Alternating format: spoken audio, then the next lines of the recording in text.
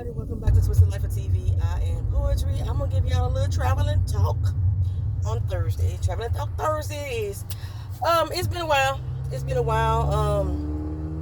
want to tell y'all that I'm doing all right, kind of, sort of, kind of, in the best way possible, I guess.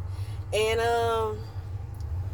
yeah, just give y'all a little update on my life. Y'all know that. Well, most of y'all know that Tuesday was my birthday. I turned 52 years old, and I feel it. I don't quite look 52 yet. I don't think. Y'all let me know in the comment section. Y'all not gonna hurt my feelings if y'all tell me I look 52 because I am 52. But I feel 52 because like my body is breaking the fuck down. I gotta lose some weight, child. I've been saying I gotta lose weight for 10 fucking years. Ever since I've been on this damn YouTube channel. And I had a moment where I was losing. And then, over the past year, I've had a series of accidents, injuries that has prevented me from working out. And I can really tell. So, I want to lose some weight. And I'm going to do it, damn it. I keep saying it.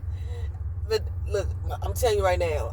I'm at the age now that when I say I'm going to do something, within the next hour, I forgot I said it. I'm going to tell you right now, that's just where my mind is at. I've always been a procrastinator, unfortunately.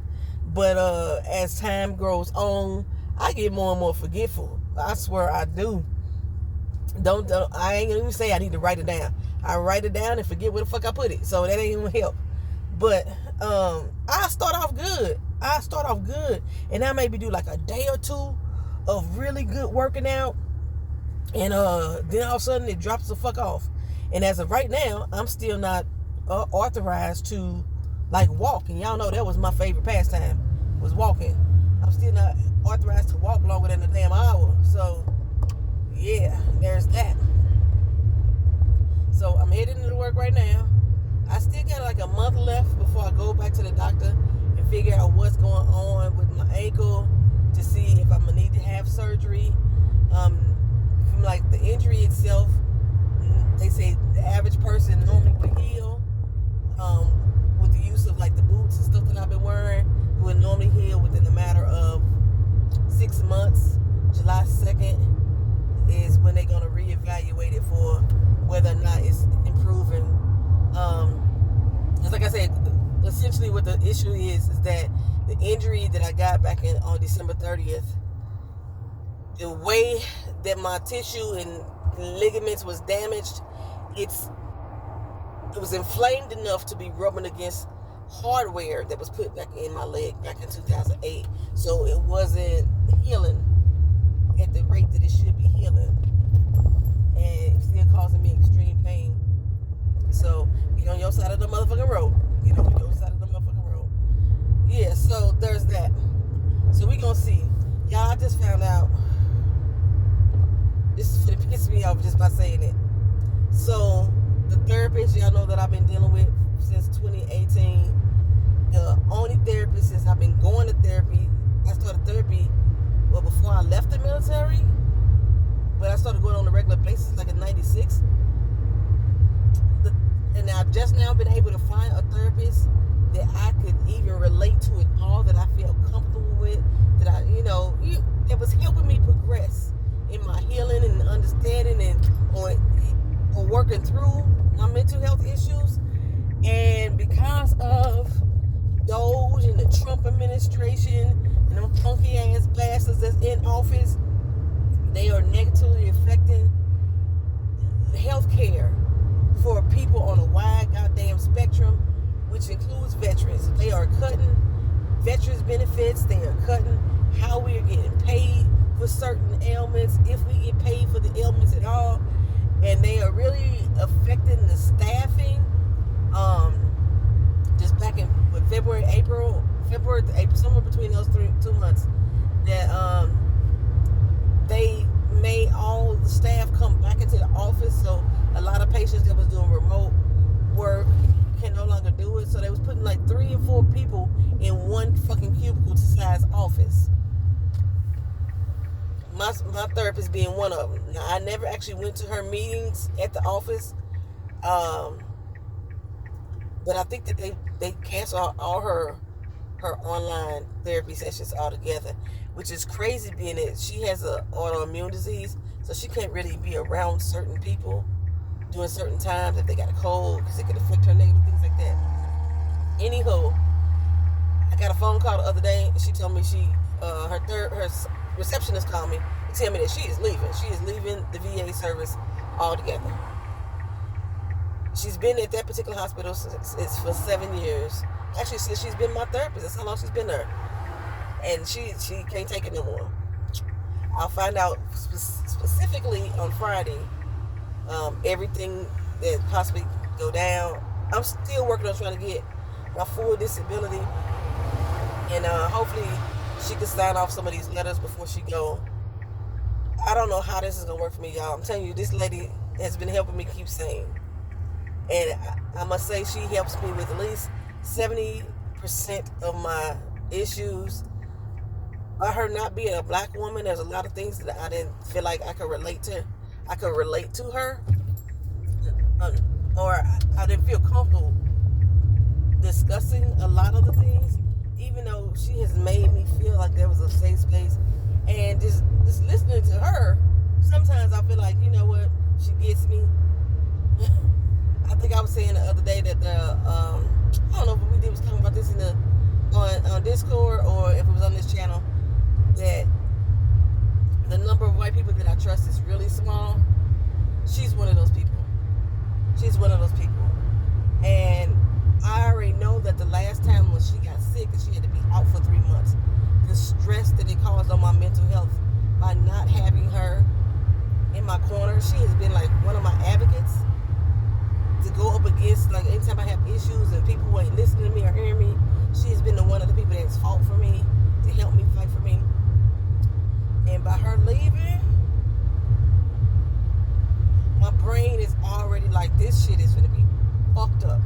So if y'all see me unstable on this channel, baby, that is why. I'm not gonna be giving no explanations. I just hope that I don't slip to a point that I can't control myself.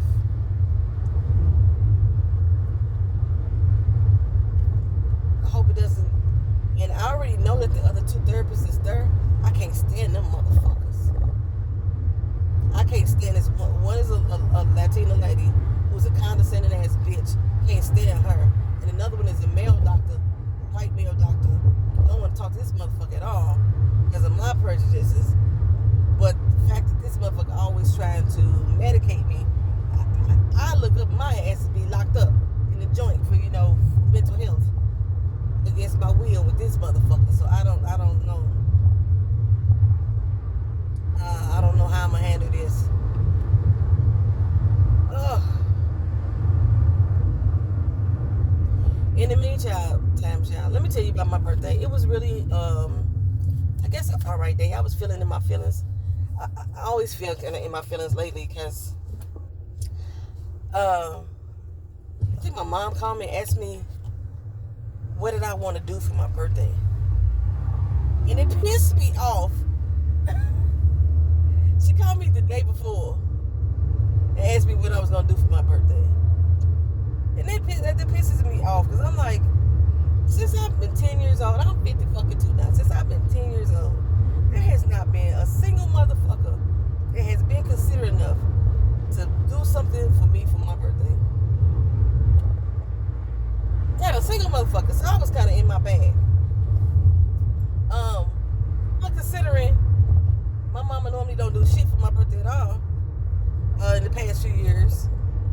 Hell, shit, there was a couple times she forgot it was my fucking birthday. I was like, okay, you know what? I had planned on going to this little spot, this little jazz spot. What the fuck are y'all doing? I had planned on going to this little jazz spot. And, well, I had planned on going to this jazz spot for my daughter's birthday. We ain't never made it to the strip club either. I told you I was going to go to the strip club once. We ain't made it there either. But she likes jazz, so we was going to go to this jazz spot for her birthday. And we didn't go there. So I was like, you know what? I like jazz too. Let's go for my birthday, right? It's a black-owned little spot here in Orlando. Technically Maitland. Son of a bitch made motherfucker. What are y'all doing? Rabbit asshole. And then she gonna jump the fuck back over here. Yeah, you was an ignorant bitch. I'm talking about you and to you. Fuck you throwing her hands up like. And now she jumped back over again. Y'all see this raggedy hoe?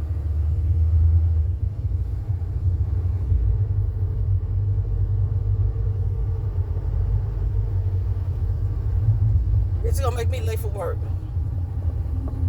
Turn the fucking corner. Got me hanging her in traffic.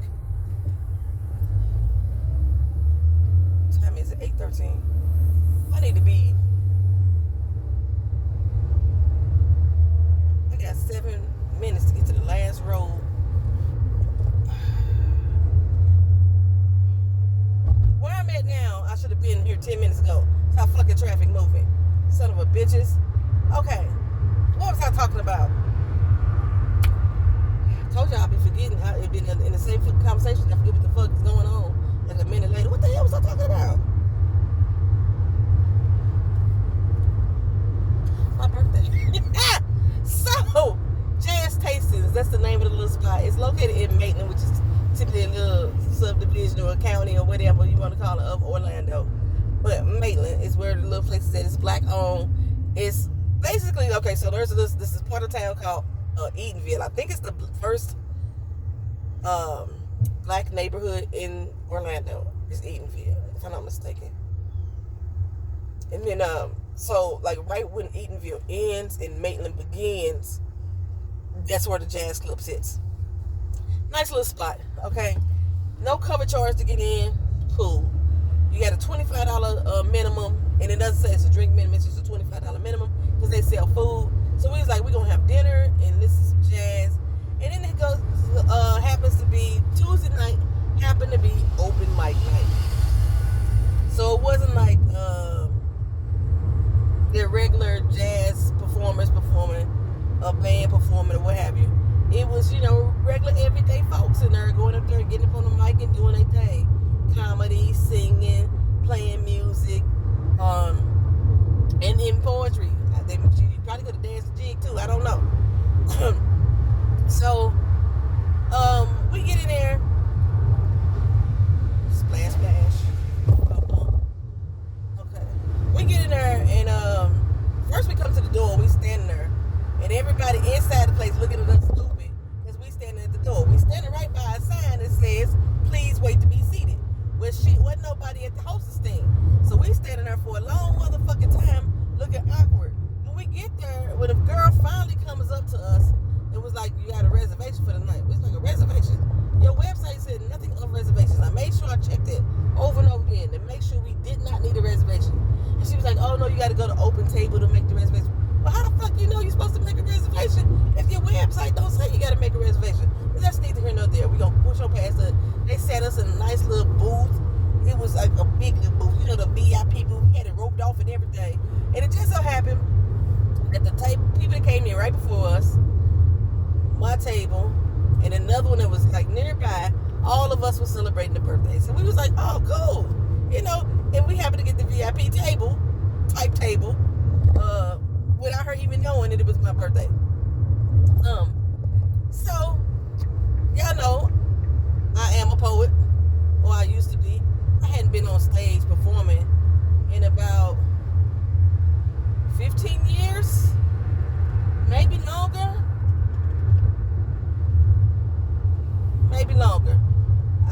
My daughter says since 2013, I haven't been on stage.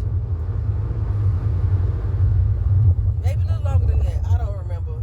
I can't remember the last time. I thought it was 2000. Wasn't 2009. Actually, I thought it was 2009. It was 2009 in my mind. But she said 2013 was the last time I was on stage. But that's what it was last time I was on stage. And I was like, you know what? I'm going to go and perform. And then they started giving out the rules and shit. And the rules was like, you can't, it has to be rated PG, kid friendly, whatever. And I'm like, I do erotic poetry. If I don't do erotic poetry, it's psychotic poetry, which has a lot of cuss words, because y'all know I cuss. That's part of my regular, vernacular. And so I went through my phone, because I tried to email myself all of my poems at one point when my laptop crashed, so I wouldn't lose them. So I went through my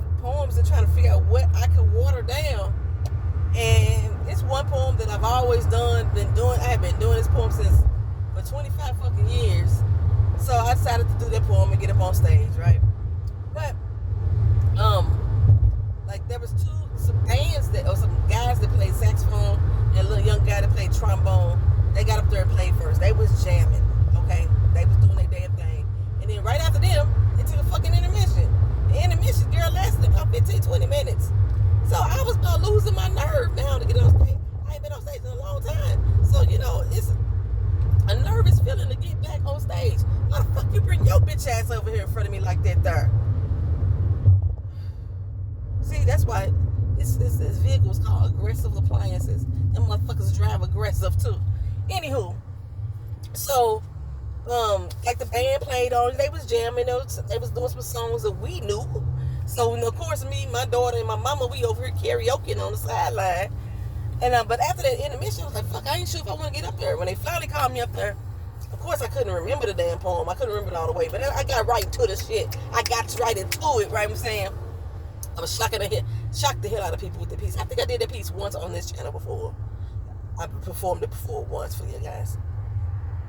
Did it used to be a video? It may still be a video on this channel with me doing the poem. I don't know. But it's an old poem. People that know me, y'all know the Crazy Love poem. That's the one I did. And yeah, by the time I got done, the guy that's the lead drummer of the band was like, because the man backed you up. And at some point, my daughter was like, once you got to this one line, everybody was like, oh. And then the band just stopped playing. Like, they could not catch it back on. They was like so shocked. But, I got good applause and all that good stuff. Nice little accolade. People could walk past my table like, okay, girl. Okay, yeah. So that was fun. So, but I found out the young guys that came up before me, it was 3 guys that came up before me because another drummer came up right before me. The 3 people that came up before me, plus the one that came immediately, was it 4 people came up after me? No, the saxophone player, the trombone player, and the piano player.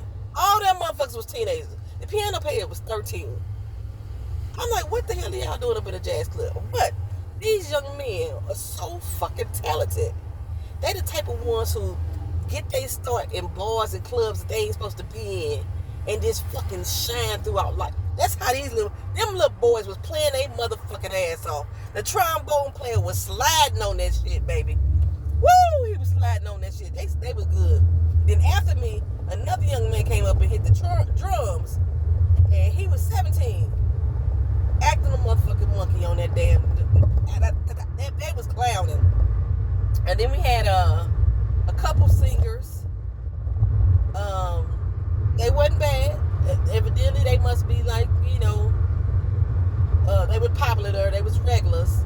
I tried to talk my daughter into get up and singing, but she's too shy. She's actually never been on stage to sing a song before, and my daughter can blow her motherfucking ass off.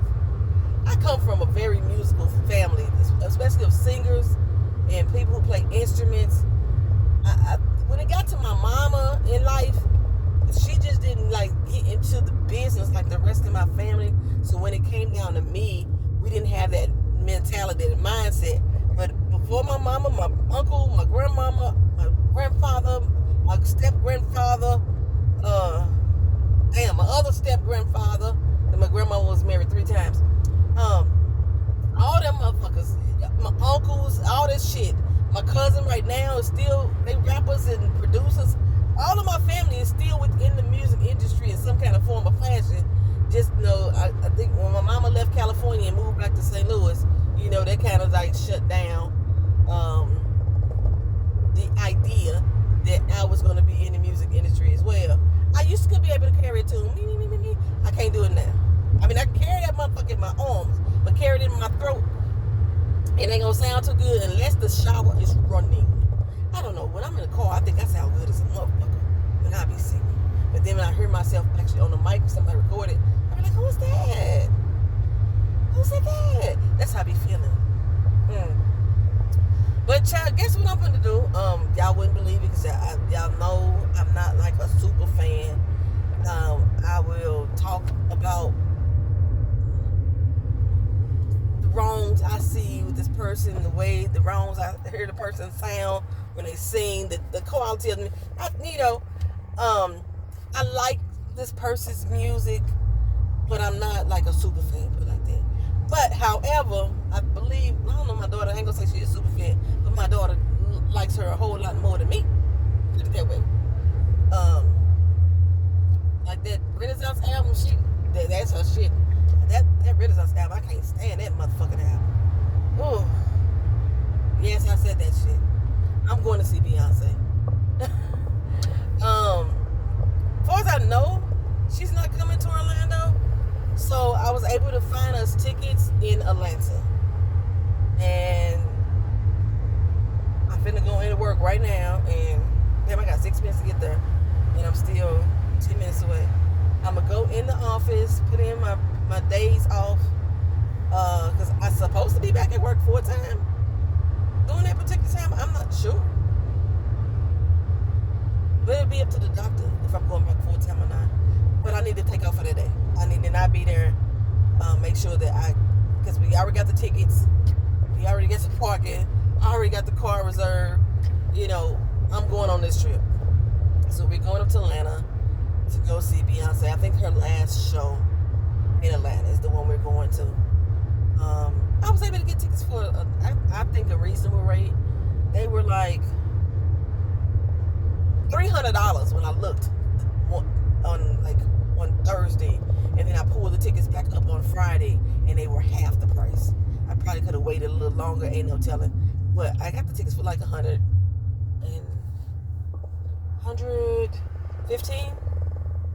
I don't think that's bad for a concert. So $115 each for our tickets. We're in the club seats, so we got the club VIP access. I'm telling you, ever since I did the club access with Megan Thee Stallion, I don't ever want to do another concert without club access.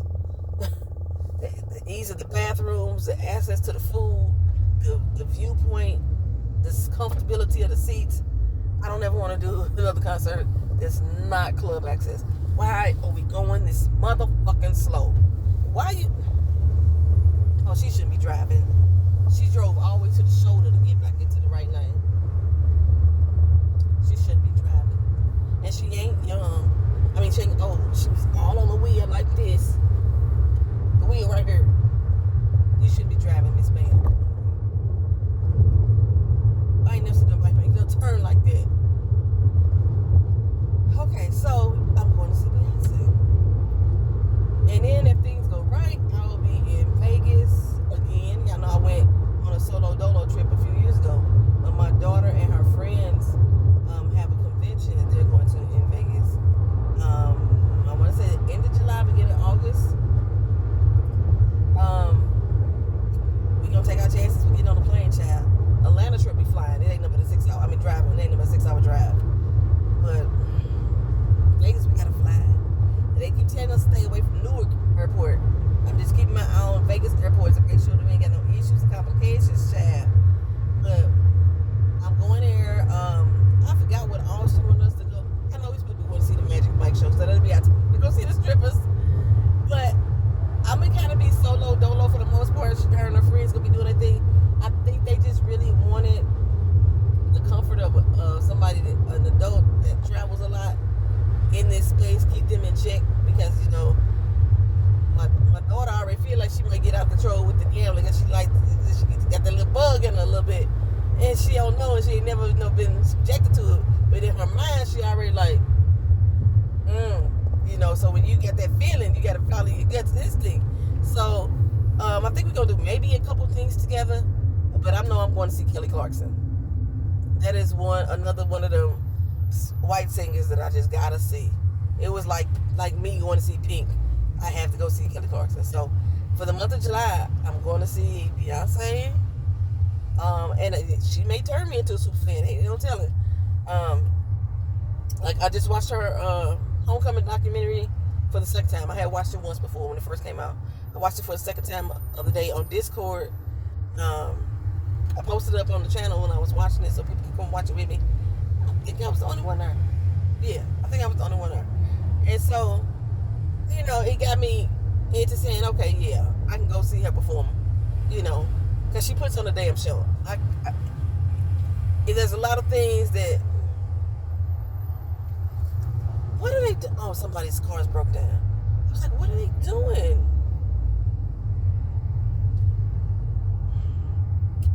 Somebody's car broke down, and the people in front of me in this lane are so fucking rude and insensitive that they won't let the other people over.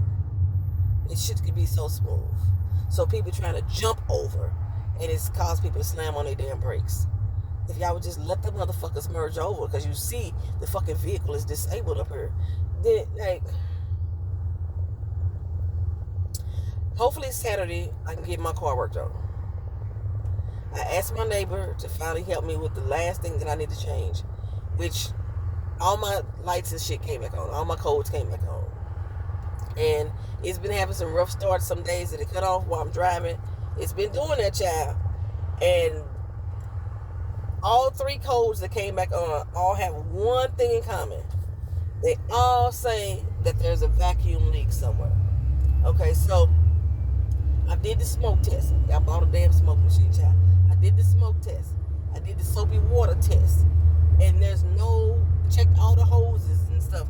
There's no leakage, no vacuum leak in any of those lines underneath the hood. I have not been under the car.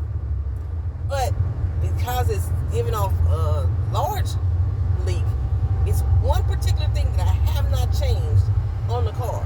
I already got the part. And I tried to lift my car up. The jack I bought was jacked up.